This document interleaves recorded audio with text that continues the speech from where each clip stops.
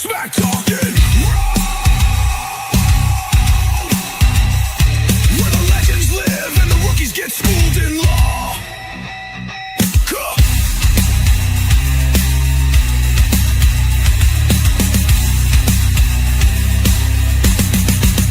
This ain't just talk. This is smack talking raw.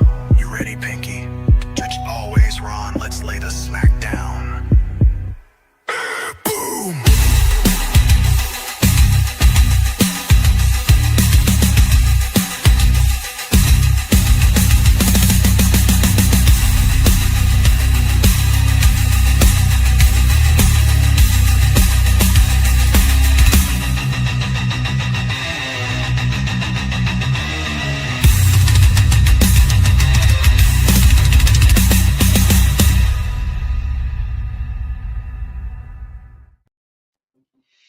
Welcome to another episode of Smack Talking Raw. I'm your boy Pinky, and Rostradamus is out. So good old Spicy Icy is back. The Spicicle is here, baby! What's going on, my friend? How we doing? Oh, you know, doing good. It's been a crazy weekend. Just loving on the sports. Definitely having a hard time scheduling around different things right now, so that's been a challenge. Can't say that I've had to. I shouldn't say had, but I haven't had a reason to watch this many sports in segments in my life. So it's been very interesting because I try to have a very scheduled out situation, and this is throwing everything off. But I'm here for it, bro. Wrestling. I've watched some of the things here over the last weekend today at the office, and bro, I got some questions that need answering for you this evening, sir. All right. So well, I am here for it, buddy. Kick it off, man. What do we need to know? What's going on? All right. So we're gonna break this down here. I want to start off with this question first, though, because I feel like this is it's something that made some major headlines, and being a new person, want to understand kind of what your feelings are on this. So. I know you said there were a couple of great matches. There were some that were kind of duds. ESPN said that the Wrestlepaloza was not worth remembering. They rated it fairly bad. So with where WWE is at right now and with their fan base and some of these other things that are happening behind the scenes, give me your take. What did you think of Wrestlepalooza? What was your rating? And then we'll start breaking it down. So I got to start off with a Ron's rant, because that's what we usually do with the show. Okay, so lay it on me. I gotta pick up the mantle this week for Ron, and I gotta lay down Pinky's rant. Let's go. So, I'm sitting there Saturday night. I'm at an event with my wife, and I'm sitting here thinking, hey, when I get done with this event, it'll be like 7 o'clock. I can go home. I can get, comfortable, and then watch Wrestlepalooza. And I'm like, you know what? Hey, I've got a couple minutes. Let me get it on my phone real quick and see what's going on. And I pull up my ESPN, and I log into it with my YouTube TV, only to find out that YouTube TV and ESPN have not come to an agreement yet for these for ESPN's premium content. So I was left out in the cold without being able to watch wrestling. And what really pissed me off is I'm watching SmackDown on Friday night with R-Truth doing 2 different tutorials, which was really funny, about how you can log into ESPN. He's teaching other wrestlers how to log in. And don't worry, God. If your cable provider has ESPN, you already got it, dog. Like, it was hilarious, and it was like, okay, it made me feel warm inside of knowing, yeah, I've got a cable provider that's got ESPN. I'm not this lame.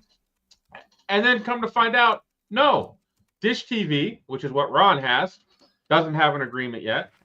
YouTube TV doesn't have an agreement yet, and there was one other major provider does not have an agreement yet with. It was like half the available subscribers out there could not watch this show. So thankfully, I had a good buddy of ours hooked me up with his login so I could watch the show. So I got to see it all. But it really, really angered me that they put this deal together. They jumped off of Peacock so quickly, and half of the cable companies out there don't have an agreement yet to show this. That is awful by ESPN and TKO. Awful. Do better. Get this figured out before Crown Jewel. Otherwise, I'll have to steal Cody's login again. I mean, I'm sure Cody would be willing to oblige. Cody's a great guy. So he's a good guy. He knows. I feel like in he case of emergency, show. break glass. Cody, I need a login.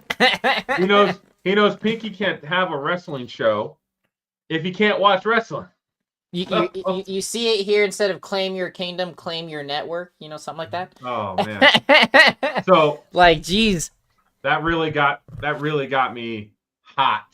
Sure. To start with. And rightfully so. I mean, it's like the NFL situation, right? Like, if you don't have the Sunday Ticket or Red Zone, now there's Red Zone with ads, or Prime, or Peacock, or Netflix. It's very expensive to be a follower here in the States, because if we lived anywhere else, there wouldn't be this problem. Nope. It would just be on one. Maybe I need to talk to you about helping me set up a VPN. I know a couple people. Watch it. Then I can just watch it through the VPN and watch it on Netflix. I know a couple people. So yeah, we might have to work that out. Figure that out. So coming back to the event itself, the internet community is definitely down on this event. The ESPN, not reporter, but reviewer, writer that was writing up the review on the show did give it very average marks for the show. And I think I can understand where they're coming from. So overall, when you think about this show, there's nothing really memorable behind it. There was nothing surprising or shocking. Most of the event, Ron was 5 for 5. He called every single match on our prediction show. He called every single one. Well done, Ron. It was like he was writing them. He was like, "Yep, I wrote that one. Oh, I wrote that one too." Ron Stradamus was on point. And dude, his wrestling IQ is through the roof. He's got 40 years of knowledge behind him, so he should be. But I think that's where because there was nothing shocking, there were no surprises, there were no heel turns, there was no comebacks, like somebody coming back. That's always kind of an easy surprise for people. There just wasn't any memorable moments. Now, to be fair, we've had a lot of memorable moments this year already. You had the John Cena heel turn. You had the WrestleMania. You had Paul Heyman turning on Roman. You had, R-Truth coming and busting up John Cena after he had been fired. And rehired. You had Becky Lynch, right, coming out of nowhere. So there's been a lot of those moments throughout the year. So I can see why you don't have one of those moments. But the problem is, this is the first show on ESPN. The very first one. This show had more hype than anything I can remember. This was on Thursday, Friday, Saturday before the show. Wrestlers on ESPN shows. ESPN shows talking about wrestling. That was amazing. Like, I was in the gym working out at work, and they had ESPN on, and they had Triple H talking. They had Stephen A. breaking down his top 5 wrestlers of all time, which I'm gonna. Yeah, I know that was debatable. I saw that list. I was, even for a guy that doesn't know a lot of wrestling at the moment, that was a pretty bad list. That was not a good list. I mean, 2, 3, and 4, you can argue those were fine. 5 and 1 was pretty bad. And I definitely want to talk with Ron about it when he gets back, because that was pretty bad overall. But again, coming back to that excitement, seeing that wrestling's being talked about on mainstream sports. It's right up there with football and college football and baseball. Like in the past, it may have been a footnote, wrestling. Like, oh, this happened. Okay. No, I mean, lately, wrestling has been a primary topic on ESPN, and that's great to see. So then in return, though, you would hope that there was going to be something that came out of this weekend that left you going, wow. You know, I think we kind of want those water cooler moments.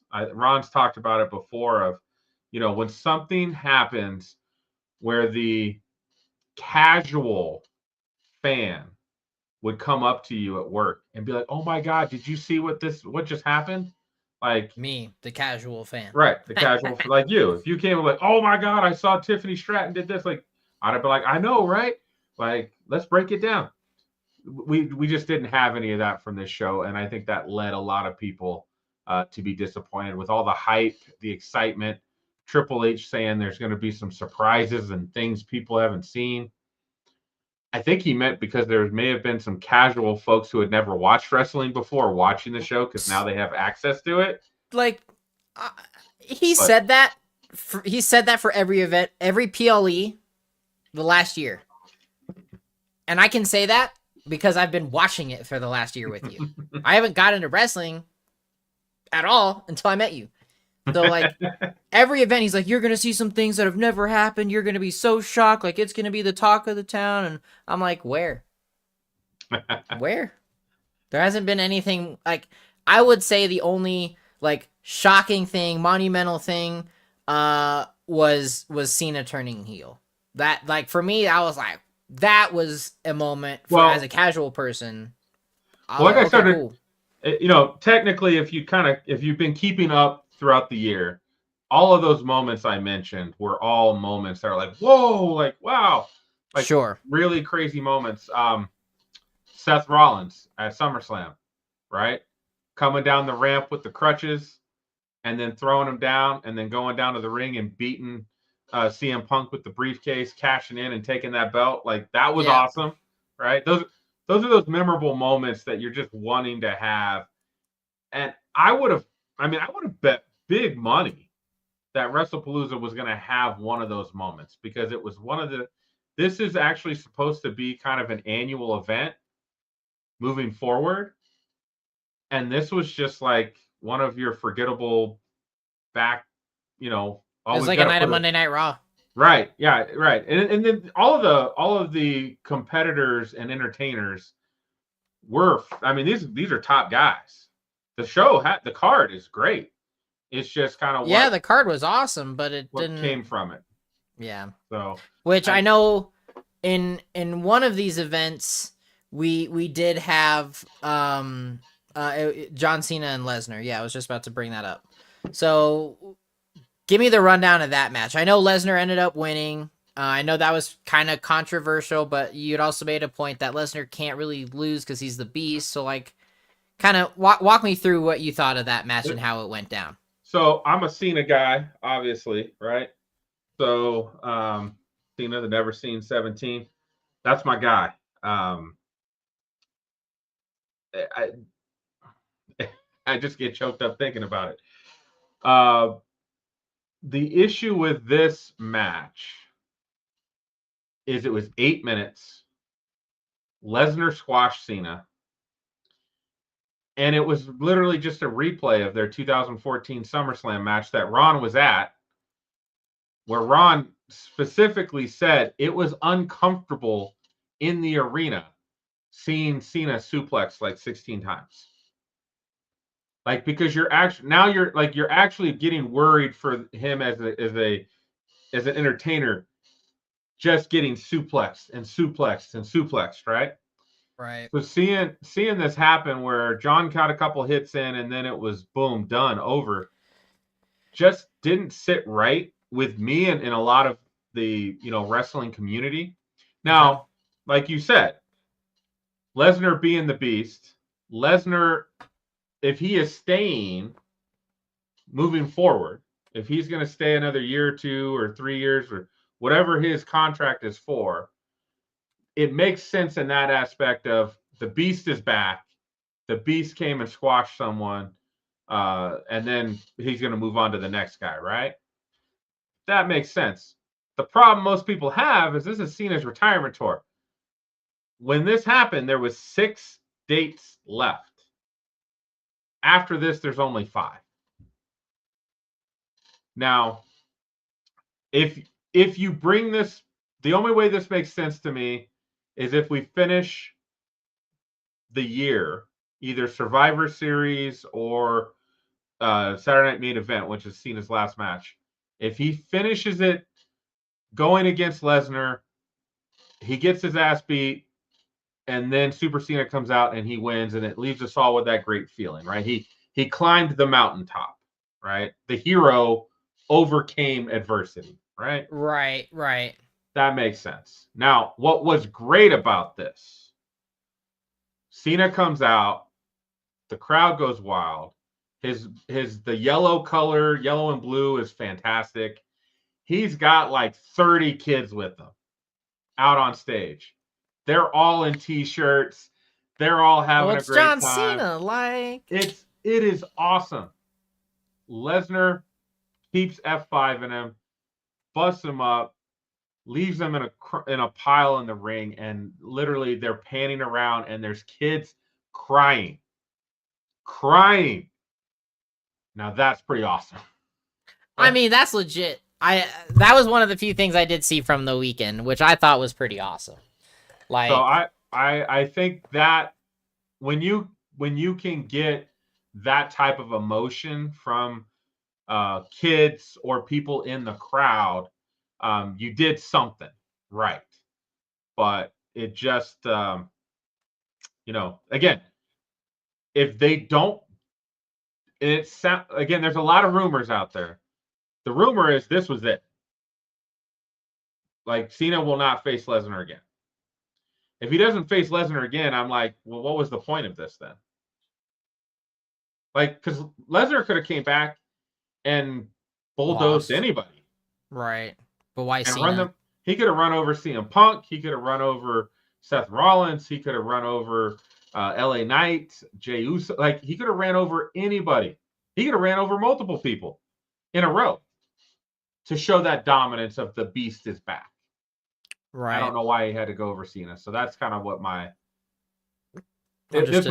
this was tough for me to watch, man. This was tough. I can imagine. Because Cena's your boy. So you did mention another name that I wanted to ask you about, which was Jey Uso. So I know the Usos had a match there with, was it Bronson Reed and Braun Breaker? Was that right? Yeah, buddy. Yeah. Okay. So walk me through this one. I'm a big fan of the Usos, mainly because that's my 2-year-old little nephew's favorite thing to do is the yeet. I taught him, and it's the whole thing. So like I'm partially attached to that now. So give me the rundown. I'm excited for your take. This was a good match. It really was. Braun Breaker, Bronson Reed, the Usos. Usos are one of the best tag teams of all time. They worked well together. The surprise beforehand was they made LA Knight the guest referee. And so LA Knight was kind of letting anything go. He wasn't sure. It was not a no disqualification match. And yet we're getting chairs and tables, and he just kind of let everything go. Now, he did count 1, 2, 3 fairly. He was being impartial in that way.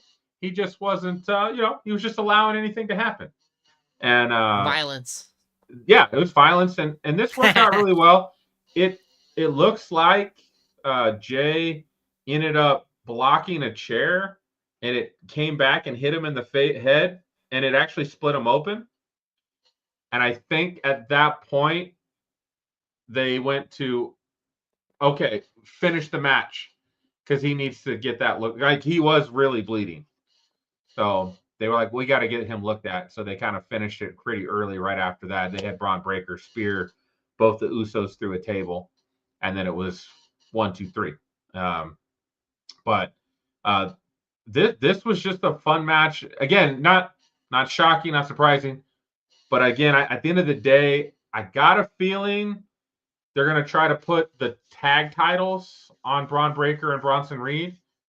That's why you have them go against one of the top tag teams of all time. And then now they can come and take over they can take the belts from Judgment Day. And now the Vision starts having power. Everybody's got belts. Seth's got a belt, Becky's got a belt, and they've got the tag belts. Now that's a power group, right? So, Fair. trying to think of anything else but I mean, now there's, again, there was the beef with LA Knight and Jey Uso that continued on to Raw last night. Pretty fun stuff. This story of the Vision, the Usos, and LA Knight, it's working. I like this story that they've built. They haven't done a great job of building a lot of stories. This is one that's actually been pretty good. Great. Okay. Well, then I'll definitely have to put this on my list to watch there tomorrow. And see what happened there. Yeah, throw it on. It's worth. I think it's still worth watching if you are a true wrestling fan. I mean, I'm getting there. I definitely should get the exposure, so I'll get through it. So wrapping that up there. I know this was your like saving grace of the whole weekend here. Io Sky and Stephanie Becerra. So without Stephanie, you would be depressed the whole week, and I wouldn't be able to handle you at work. So I'm glad Stephanie rescued us from that. But give me your breakdown. What happened in this match? What were your favorite moments? Let's go. So I got to start a little bit with Stephanie's story. So obviously, Ron, I'm only going to give him credit because he's not here. Ron turned me on to Stephanie. Said, you got to check out this girl in NXT. She's killing it. And she's got a great ass. And I was like, well, I'm an ass man. So absolutely, let's check it out. Can't go wrong. It did not disappoint. But then on top of that, she is fantastic in the ring. She really does. She's awesome to watch. She knows judo and jiu-jitsu. She MMA. She does a lot of different training techniques that you can kind of see in her movement. And so that just tells you that she's really gone a long way of just getting really good at different disciplines to help her in her wrestling techniques. So I really appreciate that. I appreciate that this woman, there's no wrestling in Chile. There's no training and wrestling in Chile. She moved to Mexico on her own as a young female in her 20s. She lived in a restaurant. She worked at a restaurant after she broke her face in her second match, and she actually lived in the restaurant to save money. Then she moved to Japan. Then she got noticed over in Japan. WWE picked her up, and it's been just a whirlwind since then. She's only been around WWE almost a year now. Kind of like Tiffy's situation, right? Kind of like Tiffy's pretty situation, awesome. right? I'm really going to the moon. And then on top of that, when you hear her talk, you can feel the passion she has for wrestling. You can feel it. Wrestling means everything to her. And that's really awesome to see. So that's why, again, when you have a match like this, and then on top of this, her dad was in the audience for the first time ever seeing her wrestle live. That's awesome. How can you not root for that? Right? That's Solid. Just a great moment. I can only imagine as a father seeing my child as this superstar for the first time. The prize. You got to get Harmony going, bro. She says she wants to go to wrestling school, but she's got to work. She'd have to work really hard athletically to get there. So back to the match itself. I mean, Io Sky, pound for pound, I believe there's an argument you could say she's at least in the top 3 when it comes to wrestling. She's amazing. She's amazing wrestler. And when you bring in another amazing wrestler like Stephanie, you're going to have great matches. And I will say, like, at first it was to me, it felt a little clunky at the beginning as they were kind of feeling each other out and kind of getting into the groove. But once they found the groove, they had such good chemistry. Everything was great. when Stephanie hits her with it wasn't quite the spin off the top rope. It wasn't quite what they were kind of saying it was on the telecast, but when she hit that, and she hit it so clean and perfect after a 20-minute match. And that's what I'm really, as I become more and more involved The and endurance. more interested in the inner workings. Like, I try to watch every move as it's done to see how did they do that so safely? How did they make that look clean, Safe. but it's still safe, right? So when she hit that, and she hit it so clean after wrestling for 25 minutes, I was just like, wow. What you have to do to be able to make that happen is pretty fantastic. And then her kneeling and having the belt, and you could see the tears of joy, and just knowing what she's gone through. It was one of those moments that I expected it. I expected this is what was going to happen. I didn't think Io would get the belt, just because Io's got some other things going on that she doesn't need the belt for her storyline with Asuka, which Right. also came up last night as well. So and I'm so excited about what this does for Stephanie, and what this does for the WWE. Now that we've got this new champion that's still new to the audience for the most part, we can have her go and have fantastic matches with everyone. Rhea, Bianca, Naomi when she comes back, Becky Lynch. We bring Becky Lynch up to the main event. Charlotte Flair. Like, there's so many different. She could go play in any sandbox, because she doesn't technically have a feud or a storyline at the moment, and she doesn't need one for a couple months. So they have some time to figure out like where they want to go. I'm excited for this. I mean, you watched a little bit of it, right? Saw some of it, the highlights. Yeah, I saw some of it. I mean, incredible. I mean, again, just the athleticism from them both. I didn't realize how long of a match it was till you just mentioned it, because I've only seen clips. But since Io has really started in the last several months, anyway, I've really grown a liking to her. I dig her theme song. I think it's sick. Sounds like a Dude, cyberpunk song. Like, I'm all for it. when her theme Um, song comes on, I envision a John Wick fight scene. Dude, straight up, man, Like, it's I awesome. see it right in here, and In I'm your like, mind's eye, it's just right there. I could choreograph this fight scene when I hear her music. So, yeah, Io Sky has done nothing but put on amazing matches all year. Absolutely. She's Absolutely. my wrestler of the year, like inside the ring. My overall wrestler is Toni Storm, but that's just because that girl's crazy. That girl's wild. We're not there yet. We'll get to NXT. So I mean, again, I love this match from what I've seen. I can't wait to finish it and see the whole thing. So definitely will be taking some notes, and we'll be coming back to you, Pinky. Next, of course, which I know you've been really excited about, Pinky, is the couple showdown. Like, I don't know what else to call it. Like, I don't know why they didn't bill it that way, but like, it's the couples showdown. Like, this is the GOAT couples title right here. So, like, I think Ron said it best. I think he said it last week. The one thing about this match overall is there was nothing at stake. And it just felt like this match needed that.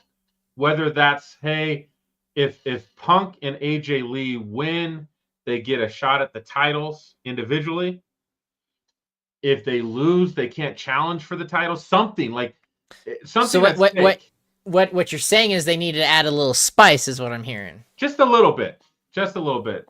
I'm gonna tell you, man. Like, the people that are crapping on Wrestlepalooza, I feel like they just got off-put about not having like that surprise or that shock. But if you didn't watch this match and just see all the cool stuff, like Becky Lynch and Seth Rollins just pummeling CM Punk, playing games with CM Punk, playing games with AJ Lee. Finally, CM Punk tags AJ Lee, but the ref didn't see it, so he pushed her back out of the ring. They kept playing all of, like, that was Tag Team Wrestling 101, man. It looked awesome. And then AJ Lee finally gets in, and they're going back and forth, and AJ Lee throws the Black Widow on Seth Rollins, which looked amazing. And then she got it on Becky again. Punk, it was just a great match, and you just see that dynamic. And to me, like, when you think about it as couples, like when you do mixed tag teams, it's usually not an actual couple. These are actual couples, like outside the ring. Dude, there should have been like a couple's belt or something. Like they should have done it just for this. Like it would have been awesome. And maybe that's a little maybe too far, Robert. But Hey, we gotta get it invented at some point. All right. I mean, like technically, you could build a couples tag team division with a couple of the groups that are out there, but you'd have to bring in, Chelsea Green's husband is Matt Cardona. He's off on the Indies. But that would be cool. It could be a fun concept. I could agree, because then when you're on the mic and you're talking shit, you're not just talking shit about AJ Lee. You're talking shit about CM Punk's wife to his face, right? I don't know about everybody else, but if somebody's talking shit about my wife to my face, I'm going to have some problems. And then if she's standing by me and I don't do anything, I'm going to have problems. So this was really fun. It's a great match. And I think it's a great match from the aspect of, if you enjoy tag team wrestling, you'll see the intricacies of what's happening during the match. So really good time. Really good time. Awesome. Oh man, it's good stuff. So moving on from the couples match, again, I didn't get to see any of this yet, so I'm still working my way up. I mean, now you're getting into some of my language, which I still haven't watched this match because he's my boy. I do love myself some Cody Rhodes. Let's go. American Nightmare. So I also love Drew McIntyre. I really am so hurt by Hollywood that they have not done something with him for the Highlander reboot that's coming with Henry Cavill. I'm like, can we just get something? Like, just a little something. It would be wonderful. But these two guys are some of my favorite wrestlers that since I started getting into it, like I said this last year with you. So walk me through this match. How was it? This match is fine. There's nothing bad about it. There's a missing component. And I think another thing that the wrestling community is upset with is there was a feeling. So Cody Rhodes, Drew McIntyre, and Randy Orton have been in this storyline / vortex together over the last 3-4 months, right? And this vortex, you just felt like Randy Orton should show up and do something. Cause Cody to lose the belt, cause Drew to lose the match. Like he should have been involved. The rumor is Cody and Drew pitched Randy Orton showing up and costing Cody the title. Turning heel. The fans are really urging them to make Randy Orton a heel. I don't know. He's been over with the fans lately. And sometimes when you're over, it's worth more money than if you make him a heel and a villain, right? Mm-hmm. Now, Randy Orton's got so much cachet as a hero and a villain. I don't think it really matters, in my opinion. If he's a bad guy, he'll sell tons of T-shirts as the bad guy. If he's a good guy, he'll sell tons of T-shirts and people will sing his song regardless. It doesn't matter. RKO out of nowhere with a villain backstory would be pretty cool. Right. But I totally agree. If Randy Orton had come out and cost Cody Rhodes the title, it would have been great. And that would have been the perfect ending to this show that would have got people talking. Did you see Randy Orton come out of nowhere and punt Cody Rhodes? The ref didn't see it. He punted him, and Drew McIntyre pinned him 1, 2, 3 in the middle of the ring, took the title, and now Cody's got to chase again. Like, there is something about Cody chasing. Ron said it best last week. He likes Cody chasing for the title more than he does when he has the title. And there's something about that. I feel that too. I love Drew McIntyre. Cody's cool. I like Cody. Cody's a good guy. I do think he's the quarterback, right? John Cena was the quarterback. Now Cody Rhodes is the quarterback. He's the epic good guy. Makes sense. He's the guy that's always going to fight the bad guys. Love it. We need those guys. But I like the bad guys. And Drew McIntyre is kind of a jerk, but everything he says is true. So then I wrestle with, is he really being a jerk? Right? Is he really being the bad guy? Or is he just telling the truth? So, and the Scottish Warrior, dude, when his song hits, like, I am in it. The beats, the bagpipes, I am feeling it. The Scottish in me comes out. So I think that's what this match is fine. Everything about the match is fine. I don't like the one, like Cody beat Drew clean. I didn't quite like that part of it. It just felt like this was the moment that they could have really made an impact with something happening. This could have been the water cooler talk. This could have been the water cooler talk, and I think they missed that moment. So understood. Pinky thinks we have a miss. Got it. Yeah. Again, right. The match is fine too. Like there's nothing no wrong with it. I'm still excited. So it's like it just doesn't have that. It's like if you watch a movie that's really good and then the ending's not great, it kind of spoils the whole thing for you. That's kind of what this felt like. Understood. Understood. Okay. Well, I'll have to keep that in mind when I'm watching it, and I'll probably see what you see, so we'll go from there. It's pretty awesome when you have a couple veterans teaching you wrestling, so it makes it a little easier to understand. So I know Pinky, we had some pretty big news today about a new match getting announced, or was that yesterday? This was today. This got put together today in just a couple hours this morning. Okay. So what did we get? So it is official. John Cena will face AJ Styles at Crown Jewel in Perth. And they had an epic feud 2016 with a really, really, really great match. That is actually, I want to say it's viewed as one of Cena's best matches ever. Okay. So, and this dude, Cena's wrestled for 23, 24 years. To have one of his best matches ever, that says something. Now, Cena started it this morning with a tweet that talked about AJ Styles and we should make it happen and blah, blah, blah. And then the next thing you know, Triple H is saying this is happening. Like, boom, we've got it. So I feel like they had this pre-planned. Because it was literally a tweet from John Cena and then a tweet from Triple H, and now we've got the match. I've had a couple people already message me today, Cody being one of them. Pinky, what do you think about this? And like, there's no lead up or there's no story. And I'm like, well, bro, we don't need a story for this one. This is just the greatest hits match. And there's no lead up for this because John Cena doesn't have an appearance until October 11th. There's no SmackDown. There's no Raw. We won't see him again until October 11th. Who can I put him in a match with that will at least be a good match and make sense of why he would have a match with a guy? AJ Styles. And AJ Styles is running out of time too on his career. So this makes sense. I think this will be a really fun, exciting match. I'm in for it, baby. I'm in for it. Crown Jewel's looking up, man. We got this already. We got Seth Rollins versus Cody Rhodes. We got Stephanie Vaquer versus whoever wins the triple threat match on SmackDown on Friday.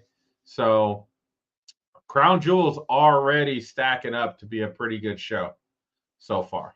And all I have to say, Pinky, is, you give me a hard time for when I watch my races. And what time is this starting? This is going to start at I think that's the pre-show. I think it actually doesn't start till 10 a.m. So 8 a.m. our time. So first thing in the morning. I think it's going to start. We'll figure it out. But yes, this will be early. This will be early. Hey, which I watched F1 at 5 a.m. Sunday. Okay. I know. I'm proud of you. I'm proud of you. I'm proud of you. There's nothing like getting up at 4:30 and getting out of the house and going somewhere to watch F1 racing. That is Tron weekend, by the way, too. So we're gonna have to figure out some things. But anyway, so coming back to wrestling. So we've got this coming up. So that was just announced. Then we have the recap from Wrestlepalooza, starting with Monday Night Raw. I know that was last night, but walk me through what happened on Raw. You said there were some pretty crazy things that happened, specifically to man. Mommy. Oh, dude. So I saw the after photos. Yeah. So Raw last night, one of my favorite moments. Stephanie did come out as a new champion. They typically have you come out. They introduce you as new champion. There's fireworks. You get to talk to the crowd, and Stephanie had a heartfelt message for the crowd. You can tell she's been working on her English because her English was pretty damn good in this promo. She probably practiced it quite a bit because she didn't really stutter. It wasn't tough for her to make, to say exactly what she wanted. So great. And she had her dad there again as well. So it was a great moment. So I love that. Man, this was one of the Raws this year that I was like completely entertained.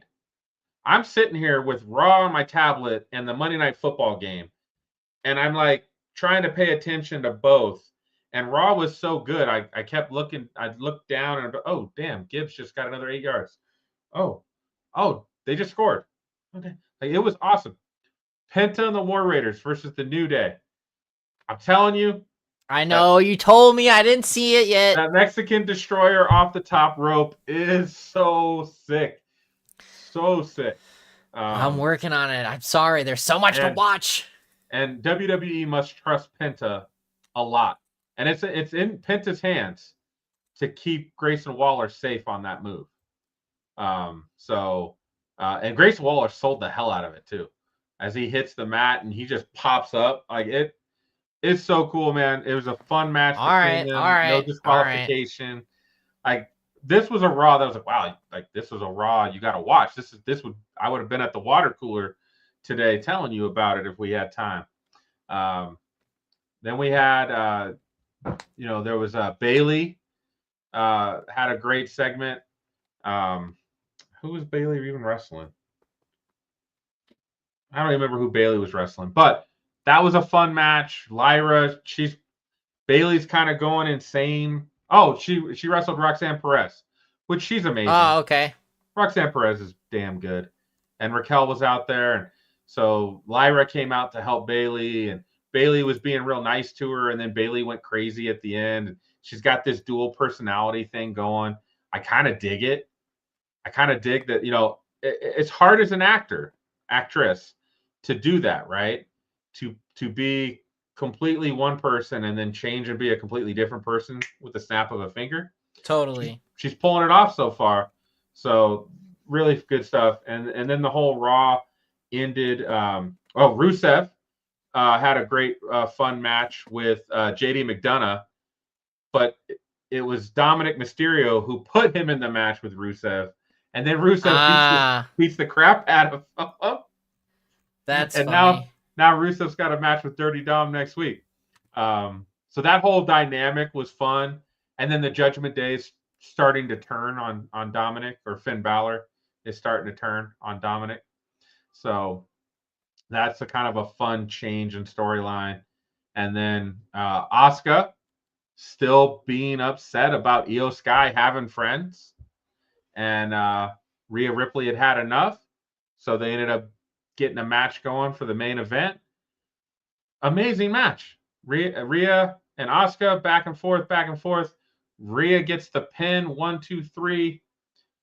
And then Asuka sprays her. And Asuka gets Kairi Sane to start beating down on her. They're beating down on her. Io Sky runs down. And then Asuka turns on Io, which is crazy because they've been friends forever, right? Damage control. And she turns on her. And then then it ended. But you see Rhea with this blue, mist that got all over her. Like it was everywhere. It was everywhere. Head everywhere. Like I don't know. I must have missed where Asuka went in the corner and just drank a whole bunch of stuff, and because there's no way she had that in her mouth the whole time. right? No, I don't know what happened, but yeah. She had to have been on the ground for a moment.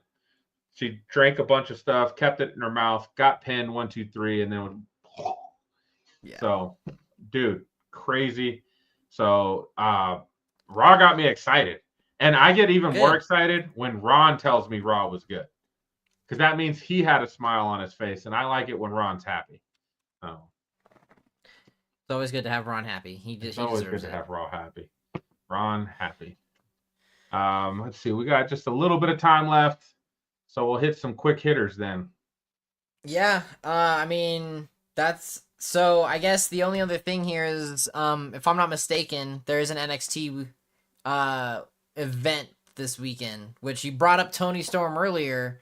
Is Tony Storm wrestling this weekend? Well, I know you not quite know this. Tony Storm is in AEW, not WWE. Oh, not NXT. Gotcha. Understood. So we don't get My bad. Tony Storm in WWE promotions. But if she was, she'd be amazing. But she couldn't be who she is. Her character would be censored and True. Having Tony Storm in AEW makes complete sense because they just let her do whatever she wants. She says what she wants. She does what she wants. It's amazing. In WWE, TKO would have them, censor her to where it wouldn't be any fun. So, yes, we've got NXT No Mercy. This is a great show.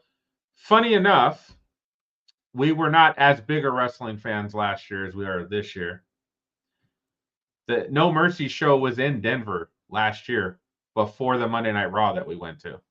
Oh, well, that sucks. So could have technically gone to both shows. That would be cool. So, No Mercy. This is going on in Fort Lauderdale on Saturday. This is my man, Ethan Page. Ethan Page, to me, right now, outside of Gunther, is the best bad guy in the business. He is hilarious. All ego. Kill him with a smile. His whole character is hilarious. This is the NXT North American belt you see on his shoulder. That belt, he's actually got he's got the actual leather as a Canadian red and white with the Canadian. Yeah, I was gonna say I see those details. It's awesome. That's pretty sick. He's fighting Tavion Heights, who's a kind of newer guy, Olympic wrestler, and they've been kind of having a feud the last couple weeks. I mean, Ethan Page should win. I mean, Ethan Page is on a different level. Ethan Page should win. We'll see how it goes. Oh, is Joe Henry part of this group? Joe Hendry has been on. So he's a TNA wrestler, but he's pretty much like on loan to NXT. Gotcha. He's been on every episode of NXT, and it's always the funniest moments.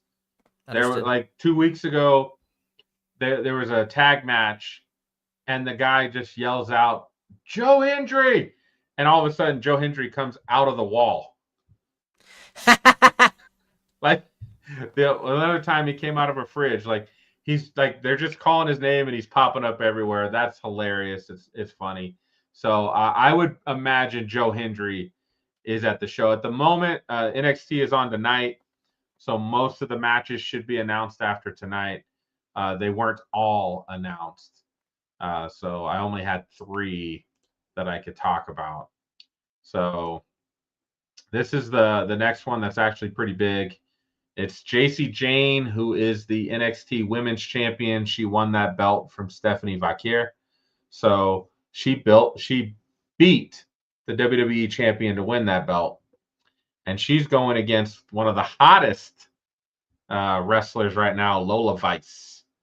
I don't know if you've seen Lola Vice, but can't say I know. So she's got a cool story. She actually did some time. Her father is a karate instructor, I believe. And then so she learned that, and then she went into MMA.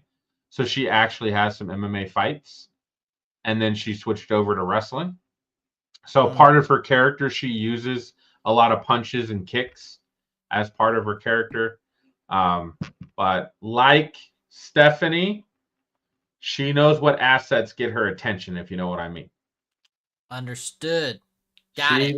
She literally has this little booty thing that she does, and then she does puts her butt in your face when you're on the ground next to the ropes. Oh, yeah, like Rhea does. Like Rhea does. Yeah. Same thing. Same concept. Okay. Got it. So fun. She's hot. She's been she's been on a rocket ship lately. So this should be a fun match. JC Jane has done really well as a bad guy, as a heel. She's been doing some terrific work. So her and Fatal Influence. So this should be a really good match. I got a feeling Lola Vice is getting the title. I got a feeling. Okay.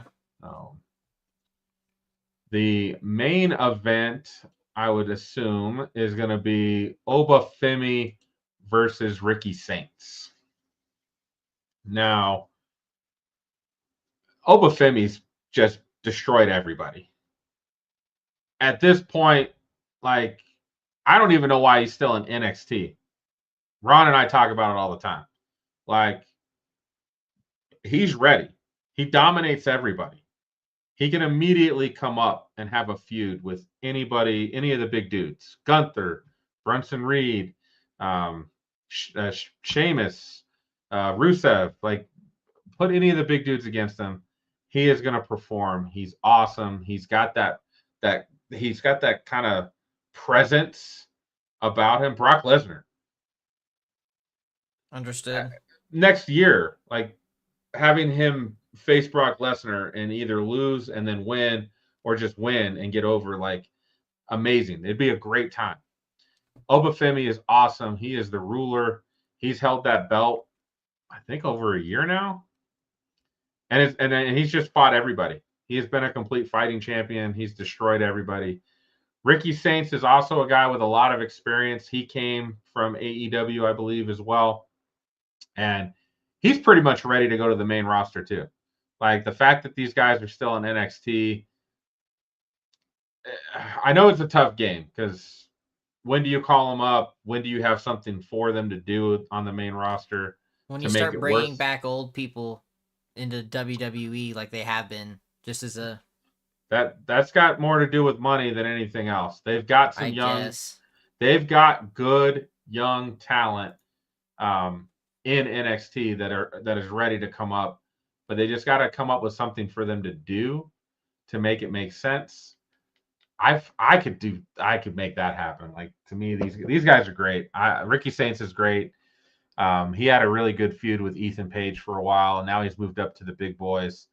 I wouldn't be shocked if Ricky Saints gets called up sometime soon as well. He's got a great character, he's a good wrestler. It's good stuff, man. So this should be fun. The match that hasn't been announced yet, but she's on. This is for Cody too. She's on the poster for NXT No Mercy. Is Blake Monroe? Oh yes, you like her a lot. I mean, so one, she's pretty hot, right? Two, no disagreements there. She's got a British accent. I'm in. Three, she's getting better as a wrestler. I do think when she first started in NXT, it was a little rough the first couple matches. I feel like she's starting to find her groove, but she's now playing this weird kind of evil character. She just had this promo. It's about a two-minute promo where it's dark. Her makeup's kind of messed up. The lighting's real dark. Like, it was awesome, man. So I'm excited to see what they have for her. I think it'll be Jordynne Grace. I mean, that's who she's been feuding with. So they should probably do one last match with her, and then we're good to go, man. So NXT No Mercy Saturday. Unfortunately, I won't be able to watch it live, but I will have to catch it up Sunday morning before football. I'll have to watch it probably. So, fair enough. There's not an F1 race this weekend, right? I'm double checking. No, there's not. Watching F1 gives me a reason to hang out with my son. So It's plural, worth sons. it. You adopted me, Sons. remember? Right, I did adopt you. So yes, it's worth it. I enjoy spending time with both of my sons, all three of my sons. So, yeah, man. So hopefully you'll get caught up a little bit, Robert. I hope I got you a little excited to check out a couple of Yes, those matches from Wrestlepalooza. for Raw sure. last night. I'll be checking them out. I know you get some time throughout the day to put some stuff in the background. Those would be some things to watch and enjoy. I think you said you had a spicy question for me. So my spicy question for you was actually going to be, with all of this older talent coming back to the WWE, who would be your number one new talent to bring over from any situation? AEW, NXT. What would you do? I mean, NXT right now, man. Like for me, I'd bring up Trick Williams, Obafemi, Ricky Saints, and Ethan Page. And how would you work it into the story? How would you set up either one of those to go to the WWE? That's a tougher one. For me, Ethan Page would be great to join the Vision. Okay. Or Ricky Saints. Both of those guys can play heel characters really well. They can kind of be jerks, and that fits the Vision, right? I feel like the Vision also needs I feel like they kind of need that younger guy. I know Braun Breaker's kind of that guy. I'm not a Braun Breaker guy, so I'm not really interested in him. I like Bronson Reed more than I like Braun Breaker myself. Didn't know that. But, good to know. Yeah, I don't know. Braun Breaker, just the whole twitching and the dog barking and man, you ain't Junkyard Dog. The spear is awesome. His athleticism is awesome. The Frankensteiner that he does, where he just basically runs to the corner, jumps up to the top rope, and flips you down, is amazing. What he does in the ring is great. I just don't like his character. To me, his character doesn't do it. And I think that's my biggest problem with Braun Breaker. And he's horrible on the mic. He can't talk worth shit. So Understood. Obafemi, I'd bring him up immediately and have him feuding with the top guys. Because he's just a monster. He's a beast. So for me, to me, that's the perfect Brock Lesnar feud. Brock Lesnar's the beast. Obafemi's the next beast. Bring him up and let's have some fun. Right? That's what I would do. I would get Obafemi in a feud with Brock Lesnar. Ethan Page, he could feud with anybody. His smile, it's just his ego stuff is amazing, man. So the other one I would probably bring up, I like Javon Evans a lot too. I know he's still learning a little bit. He's only 21. But you watch a Javon Evans match, bro. That dude is, the things he does. You just pull up Javon Evans highlights, and his stuff is off the charts, man. He does things that you just don't see. He's got athleticism for days. That's cool. He's a younger version of Logan Paul, but okay. Even and maybe even a little bit better with what he can do. So okay, interesting. And you know how I feel about Logan Paul. I was about to say, Logan. Nope. I get so much hate for it. I think Logan Paul is amazing. Logan Paul and Ethan Page could be tag team partners. Let's do that. That'd be cool. Two jerks, right? Those guys just need to be up there. So that's who I would bring up. Now I know if you bring them up out of NXT, you've got to replace them. And I think NXT's been hot this year. And I think that's one of the other struggles is we've been really hot. We've been doing well. If we bring them up to the main roster, now who fills that void talent-wise that people are going to be interested in? So we shall see. Fair enough. Ron, I hope you're having a great time. I can't wait for you to listen to the show. Robert, thank you so much for filling in for Ron. Thank you for having me again. Thank you for having me. Always appreciated. If you guys don't know and you don't like it, we got 2 words for you. Suck it! You didn't even help, Robert. Didn't even help. I didn't know. I See you didn't guys know. next time. Yeah. Smack talking raw. Ron and Pinky in the house. We the main event, yo, the crowd gon' scream. Cena hit the ring, you can see me.